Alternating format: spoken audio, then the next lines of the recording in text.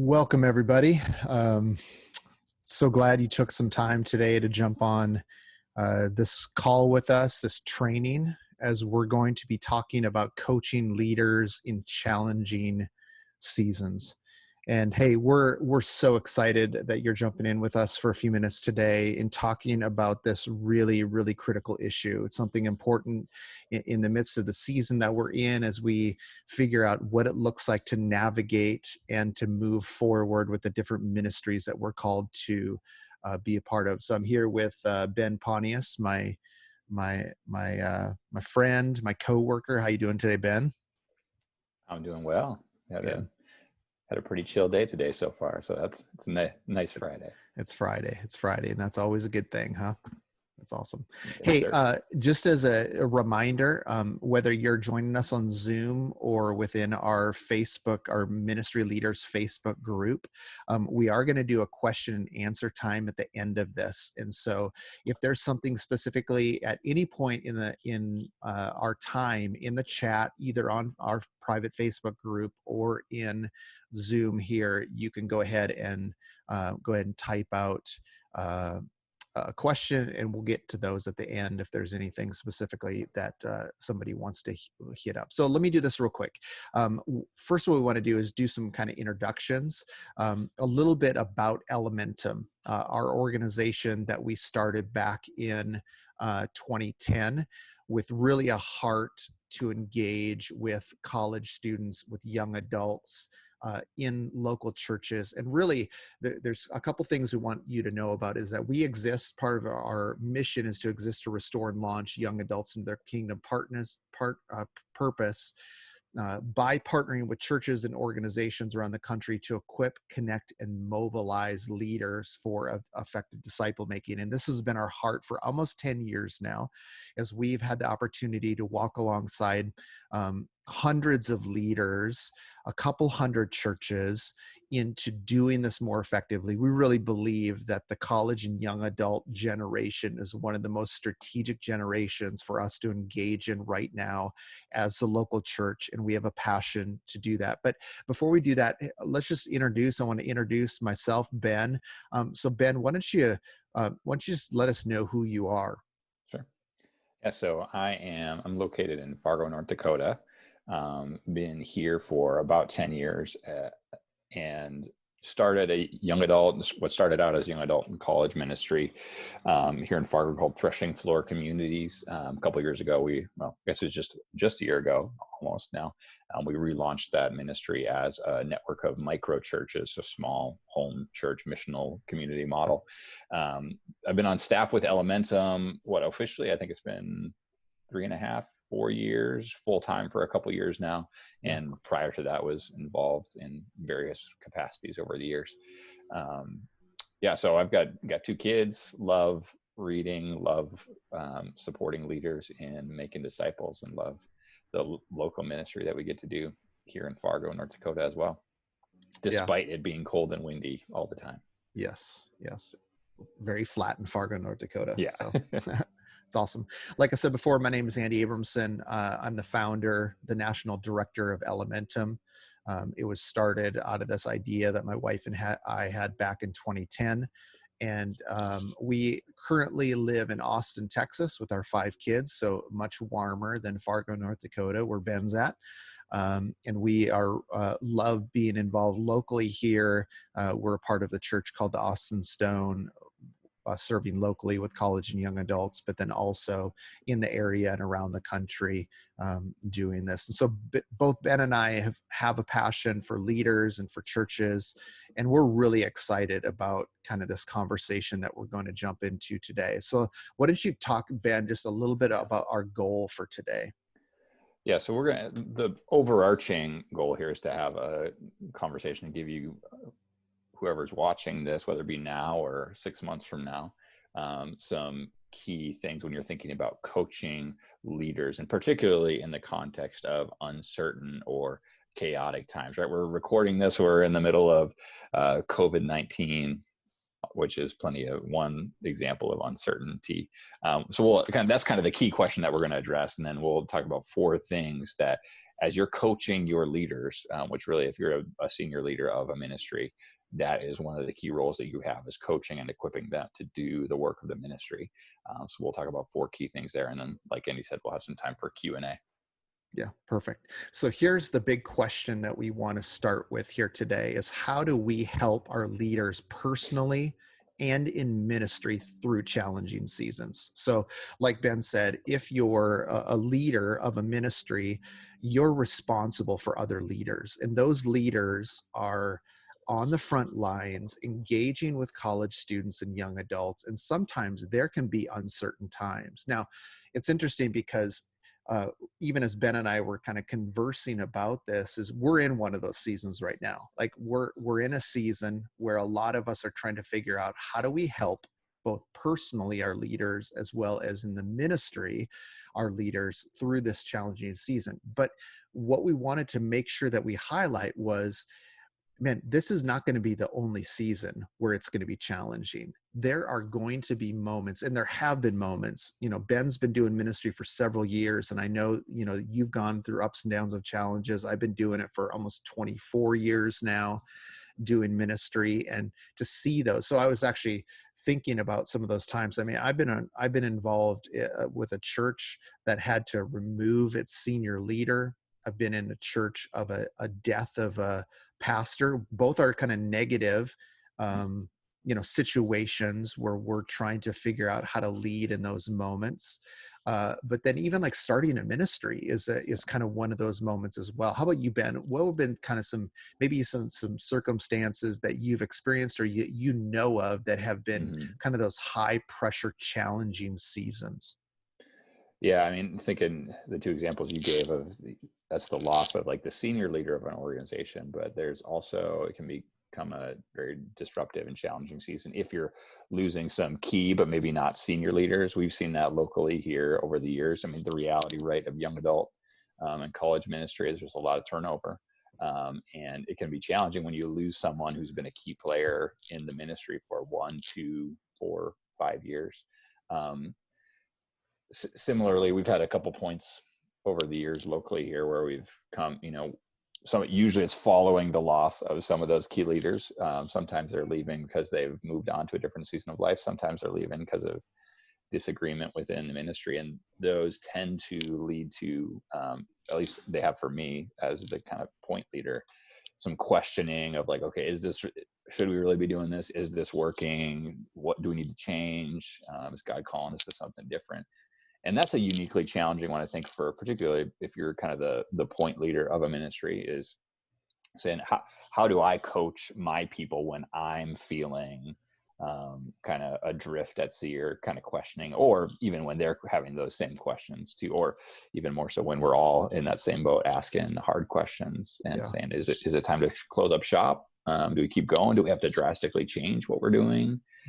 Which I know, I'm sure there are ministry leaders who right now here in 2020 are asking some of those questions and confronted with some of those challenges. Yeah, that's good. I mean, and so the reality is that this is not the last challenging season if you're in ministry that you're going to experience. And so really the question is how can we strategically think about or give you some tools that, whether it's this season, navigating the coronavirus, or it's a future season that it may be more localized or personal, how you can begin to navigate during those seasons. So what we want to do is really jump into, 4 things that you need to provide as a coach, right? As you begin. Go ahead. Oh, I was just gonna say, one thing that maybe might be worth just directly pointing out is, right, we're one of the assumptions that we're making here is that you as a point leader, that's probably most people watching this, are going to be and should be coaching the people who are on your team. And just at least one biblical foundation for this, right, is Ephesians 3. Paul talks about, God's gifted people in the body, apostles, prophets, evangelists, shepherds, teachers, for the sake of equipping the saints to do the ministry. And one of the assumptions that we're making here that I just feel like we should make explicit is that part of what that looks like, or the word that we're using here, is coach. You're coaching your people, you're equipping them, you're training them to be able to do the ministry. So I think that's soundly biblical. And the word coaching, I think, is helpful because people have handles for what that means. Like they understand what it Yeah. means to have someone coaching them. So yeah. Yeah, that's good. Okay, so let's jump into these four things, and Ben and I are going to kind of split them up. We'll spend a few minutes talking about them. We can make some comments. Like I said before, if you have questions, throw those either on the chat in the Facebook group, or if you're on Zoom, in the question and answer section for us to address maybe a little bit further down the line. Okay, so here's the first thing. We talk about this idea of vision. One of the things that you need to understand is in these difficult seasons, the need for vision. Really, it's really important for us to begin for people to see the way forward, right? So a lot of times what happens in the midst of kind of challenging situations is everybody gets kind of inward focused. They begin to look inward. They begin to kind of look around, where you can lose perspective ultimately of what the mission and the vision is for where you're beginning to go. And so in those moments, we need to be reminded as leaders there's an incredible opportunity to step into vision. They need to understand how they're a part of a bigger story, right? And so for all of us, we need to be reminded that we're in the midst of these moments, whether it's COVID or another crisis within your church, that God is writing a bigger story, that he's doing things around us, and that he's weaving us through that story. And sometimes what the worst thing that we can do is turn inward and to just begin kind of like woefully kind of just, looking in ourselves and trying to forget about the bigger picture of what God is doing. One of the things that we talk about is really the four aspects of vision. And we talk about this in terms of when we're training our leaders of when it comes to vision, there's really four parts. There's receiving the vision, there's casting the vision, there's inviting others into that vision, and then there's guarding the vision. And there's different seasons where we have to do these things. So if you're starting a ministry, it's really about receiving the vision and casting the vision, right? If you're a little bit further, it's about inviting others into the vision and maybe guarding the vision. In seasons of challenge, in seasons of crisis, in seasons of difficulty, if we're going to understand the role that vision plays into that season, it's really about those kind of last three. It's casting or recasting that vision for people and reminding your people, your leaders that you're leading, and saying, hey, let's be reminded of what God is calling us to be a part of. Let's remember what it looks like for us to begin to move forward. Then even inviting others into that vision. And sometimes it's interesting. I don't know if you've ever experienced this before, Ben. Sometimes those crisis moments are opportunities for people actually to step in closer to what you're doing as they begin to kind of see you navigating and seeing you understand what. And then the last one is really guarding that vision. And so the first thing we want to kind of just briefly touch on is this idea of the role that vision plays in these seasons that are challenging. So I don't know if you have any thoughts or things that you want to add on to that, Ben. Yeah, just maybe to state some of that in a slightly different way. I've been reading the book um, Reformation. It's the most recent book by Alan Hirsch. Um, and he talks pretty frequently, as kind of in the title, the idea of like reframing the way we're seeing the world. In that book, he's talking about reframing the gospel, reframing our faith in a more attractive way to the world. But I think that's a great mental picture of what casting vision does in a time of crisis and disruption. Is it reframes people in their view on the scenario? Because what happens when we go into fight or flight mode, when stuff is uncertain around us, we kind of turn inward, we lose sight of the big picture, and then it's like we're this little boat being tossed around on the waves, is the metaphor that James uses in his epistle.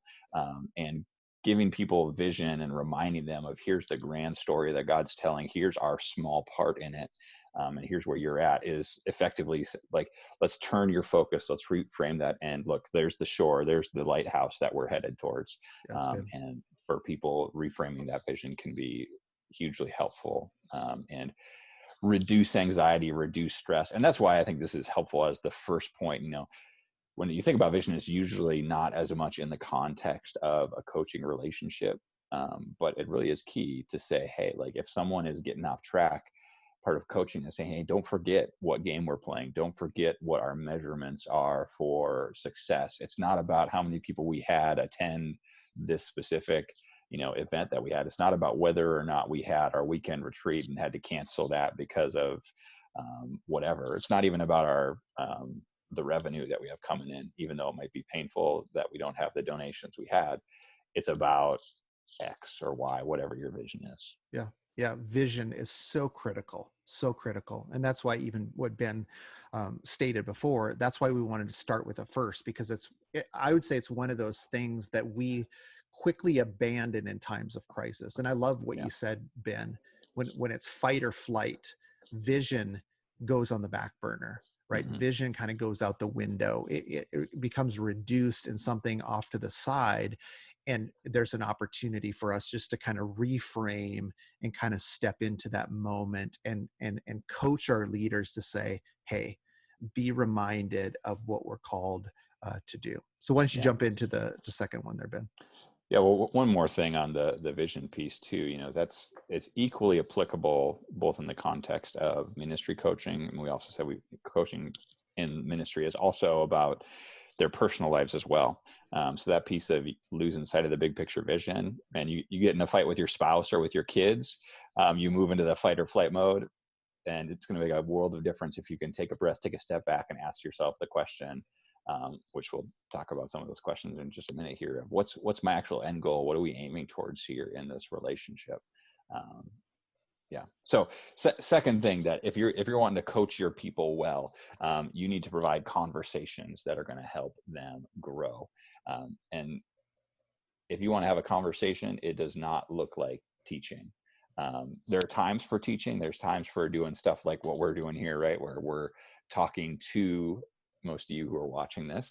It's not a full conversation. Andy and I are bouncing back and forth a little bit, but if you want to have an effective coaching relationship, it needs to be a conversation which means that you need to ask questions more than you provide answers. And coaching is really about helping lead those people to finding those answers. So 2 categories of questions we wanted to give you guys.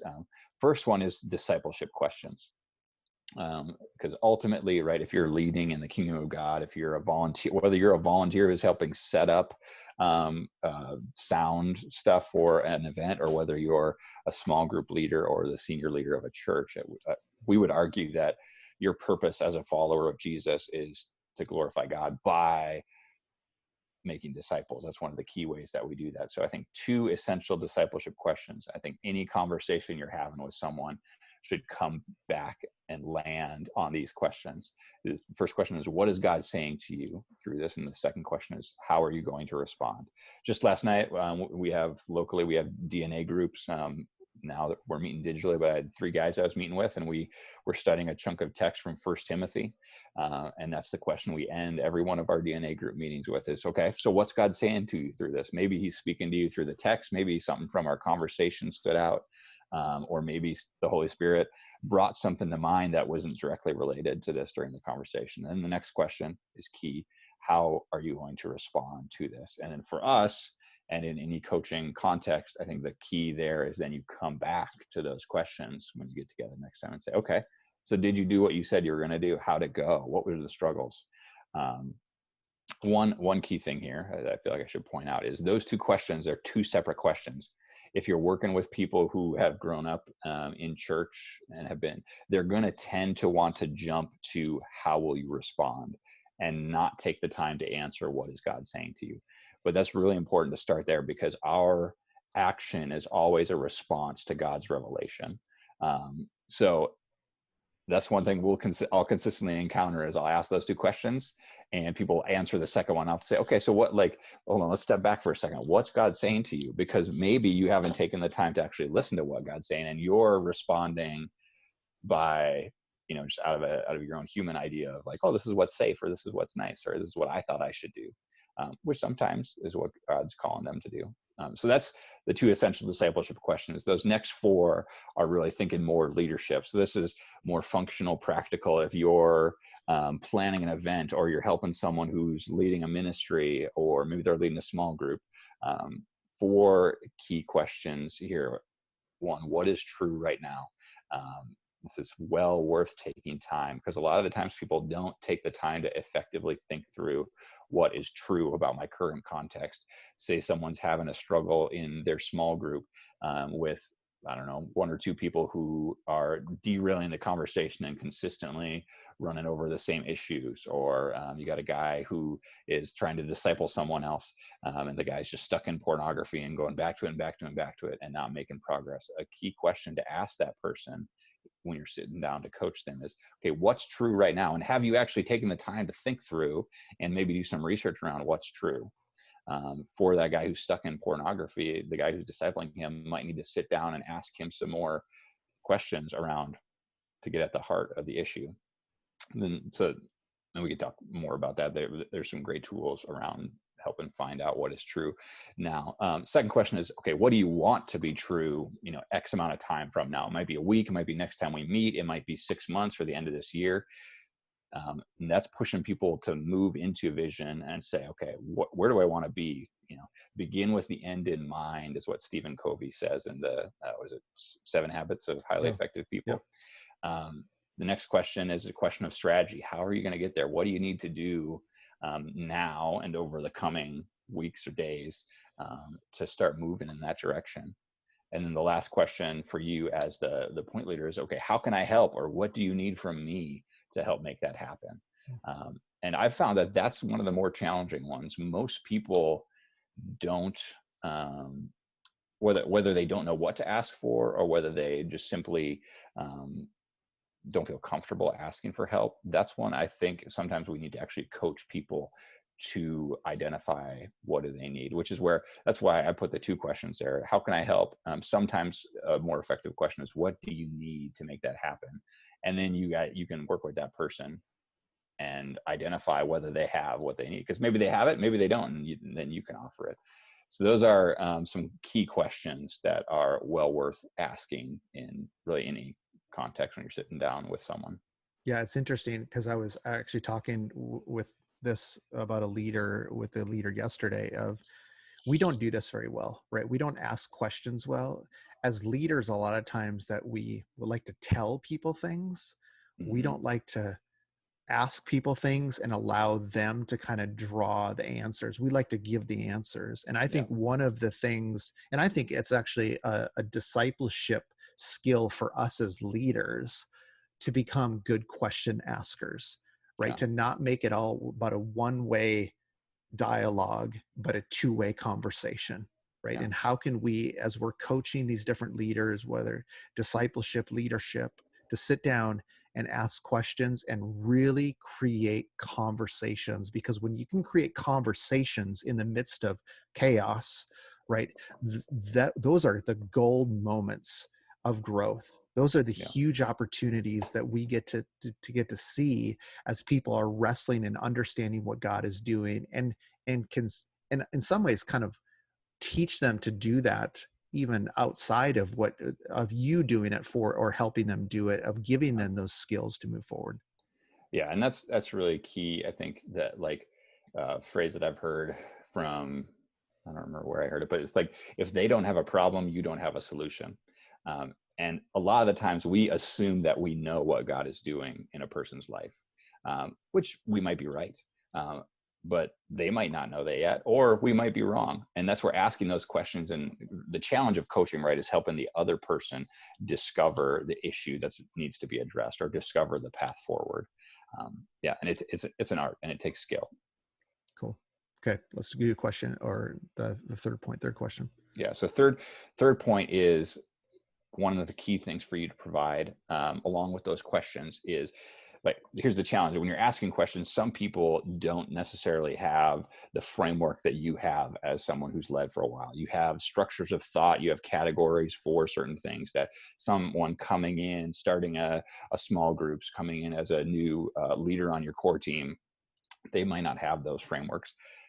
So one of the key things you can provide as a coach is frameworks for processing information during challenging times.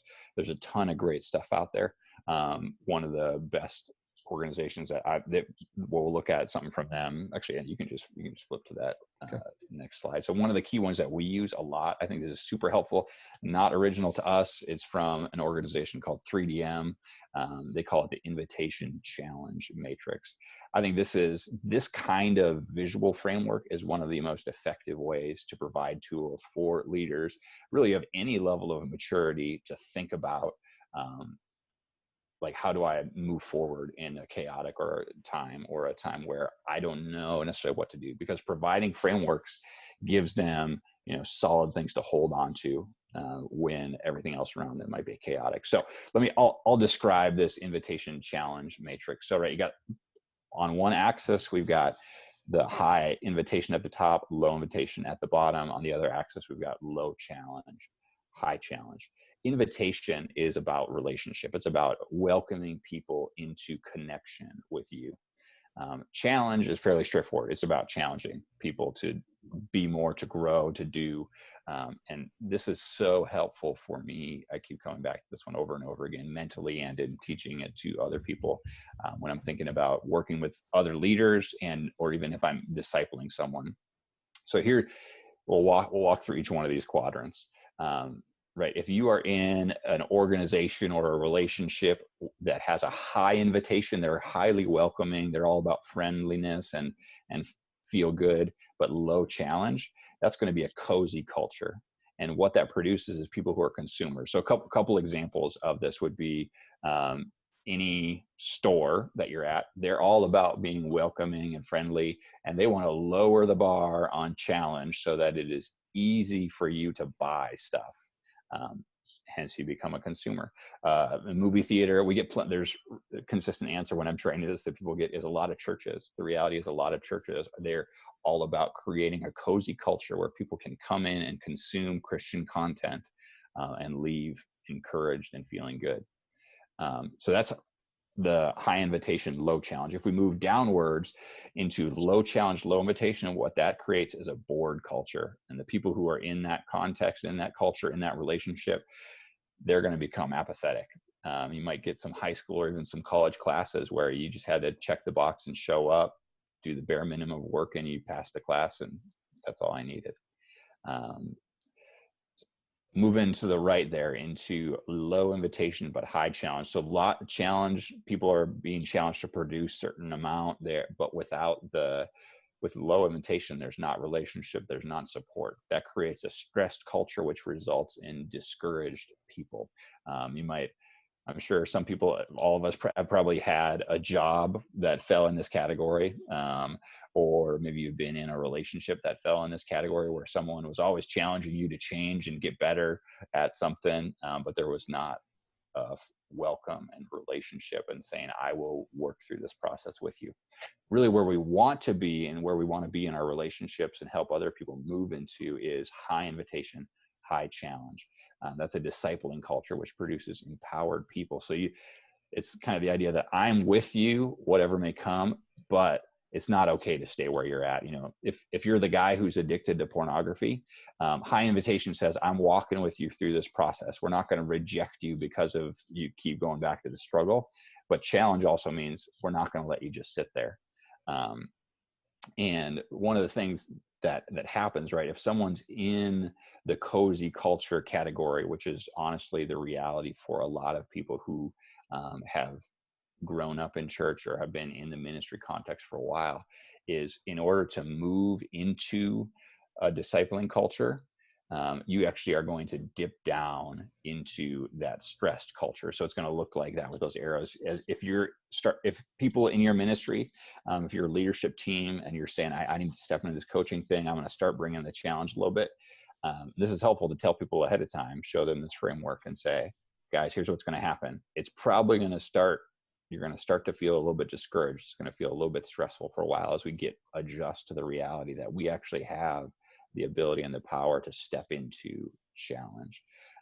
There's other frameworks out there. This is just one of many that we use within Elementum. There's the TOIP, which is a framework for thinking through what is true, what are our objectives, what are the ideas to get towards those objectives. There's the faith versus fear. 3DM has a bunch of other great stuff that they call their life shapes. So if you can, as a coach, if you can train your people and provide frameworks for thinking and decision making and some of those key activities that they're going to do, that is going to be so hugely helpful. Yeah, it's amazing, like even how many times that, for you and I, Ben, we utilize these frameworks all the time. And what it does is it just gives people handles to understand what's going on. And I remember talking to Chris Cummings about this, about kind of the movement of his group. And he's like, oh, that's what's going on. That's why we're kind of in the stress culture right now, is because we're trying to move towards this discipling culture and we're dipping down.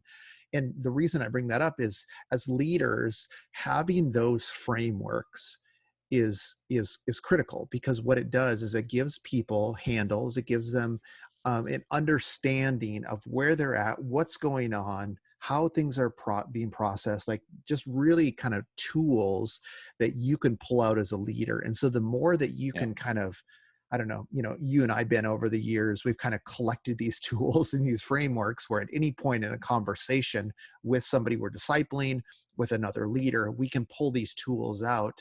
And what that does is that just allows us to give some of those foundational frameworks so that they can process what's happening moving forward. Yeah. And I mean, here's a practical idea. If you are a senior leader in a ministry and you've got a team of people and you're saying, hey, we don't have anything like this, we want to start implementing it, why not create like a playbook for your people and find some of those key tools, or sit down and think through what are the frameworks and like things that you keep coming back to, draw them out, write them out, and give each of your leaders saying, hey, here's 3 or 4, here's our playbook for this, this season. Any sports team, the coach is going to provide a playbook for their team. A lot of times we don't do that in the ministry world, because we just kind of assume that people are going to figure it out as they go, or we assume that as the senior leader, I'll lead the charge, everyone else just kind of does what I say. But man, that's not an effective way to multiply disciples. But if you can provide them with tools to walk and the skills to work with as they go, it's going to result in good stuff. For sure. Cool. Let's go on to the 4th point here, as you need to provide as a coach. And that's really multiple perspectives. And I would say, I don't know about you, Ben, but I feel like that I learned this a little bit later in my ministry life, where when I was young, in my 20s doing ministry, there was this kind of need to be independent, right? This need for me to figure it out on my own, or for me to have the idea, and to be able to provide the solution, instead of more like a we, where you can get multiple people and perspectives. And when we're going through difficult situations, I think one of the best things that we can do is invite multiple people with multiple perspectives and voices to allow us to process through what's happening. Yeah. We've seen this in terms of, just like Elementum, in terms of like group coaching calls. How many times, Ben, that you and I have been on a call, and it's not been us as the primary facilitator that's provided the breakthrough moment, but it's a comment by somebody else like that's provided that. It's like, oh, that's a really good thing. And so a lot of times what we think about is we think about coaching one-on-one, which there is value. There's value in coaching one-on-one. But what we've seen is the increase in impact when we move that to a group setting. And so getting sometimes your leaders together to say, hey, instead of me going one-on-one with all these different leaders, what would it look like for us to bring together? I know for you, Ben, that's been a huge thing in terms of like even leader huddles, right? Yeah. So we have, for our team locally here in Fargo, we have every other week a leader huddle, which is a couple hour meeting of all our leaders. And right now we're at a small enough size where it's feasible to do it with one group, but as we over periods of time when we've been a larger group, we'll break that actually into multiple huddles. And the key there, right? You look through Jesus's ministry, there is not very many moments where he is one-on-one with someone. Even with his disciples, most of the stories we kind of track with who's with Jesus is usually at least two, generally three of his disciples that he takes with him when he's going off to be more private. And I think, I mean, one, like Andy was saying, the impact that you can have is significantly more because you'll get that cross conversation. But also too, man, like if you are leading a ministry, you don't have a ton of extra time, especially if you got a family with kids. And you're just going to be more effective because you're meeting with more people at once. It's going to free up time in your schedule. If you got 8 leaders, meet with 2 or 3 of them at a time, or all 8 of them at once if it's feasible. Like that cuts out at least 4 hours of meetings a week. Yeah. And I think what you're doing too is, and this is kind of the other point I wanted to draw out in this, is that as people who are coaching leaders, we need to be coached as well, right? We need to make sure that we have people speaking into us. And I know, Ben, you and I we have significant people in our lives that are from different, not even just ministry kind of backgrounds, even business and different things, that have people who can speak into us. And so in these moments of challenge, we want to get multiple voices into the situation. And so how can we, one, bring people together to have multiple voices, but also invite multiple voices into our lives as leaders as we try to think about these things, as you think about like vision and as you begin to move forward, how can people, you kind of speak into that as we're leading forward. And I love, you've talked about this of people, we should never lead without being coached, right? That's a part of leadership, is us demonstrating that and modeling that for other people as well.